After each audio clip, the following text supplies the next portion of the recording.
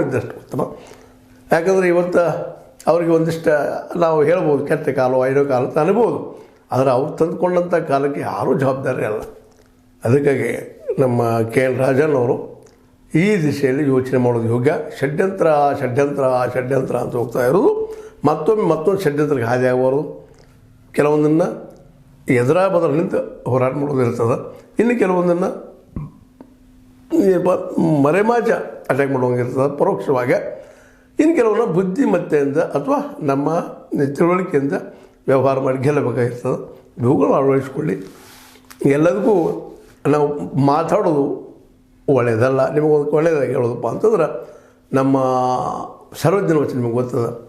ಮಾತು ಬಲ್ಲಾತಂಗೆ ಮಾತೊಂದು ಮಾನಿಕವು, ಮಾತು ತಾನರಿಯದ ಅಧಮಂಗೆ ಮಾನಿಕವು ತೂತು ಬಿದ್ದಂತೆ ಸರ್ವಜ್ಞ ಅಂತ. ಮಾಣಿಕ ತೂತು ಬಿದ್ದಂಗೆ ಆಗ್ತದೆ ಮಾತು ಅರಿಲಾರ್ದು ಏನೋ ಮಾಡಿದ್ರೆ.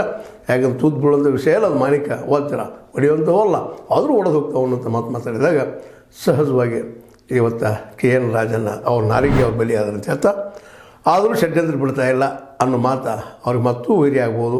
ಅದಕ್ಕಿಂತಲೂ ಮೌನವಾಗಿ ಸಿದ್ದರಾಮಯ್ಯರ ಜೊತೆಗೂಡಿದ್ದರೆ ಸಾಕು ಅವ್ರು ಕಾಂಗ್ರೆಸ್ನಲ್ಲಿ ಒಬ್ಬ ನಾಯಕರಾಗಿ ಉಳಿತಾರೆ.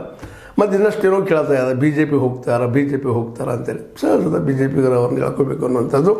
ಹೋಗ್ತಾರೋ ಇಲ್ಲೇ ಇರ್ತಾರೋ, ಆದರೂ ಅವ್ರ ವ್ಯಕ್ತಿತ್ವ ನೋಡಿದಾಗ ಬಿ ಜೆ ಪಿ ಕಡೆ ಹೋಗೋದು ಕಡಿಮೆ. ಯಾಕಂದ್ರೆ ಹೋದ್ರೂ ಸಹಿತ ಏನು ಲಾಭ ಇಲ್ಲ ಅನ್ನೋದು.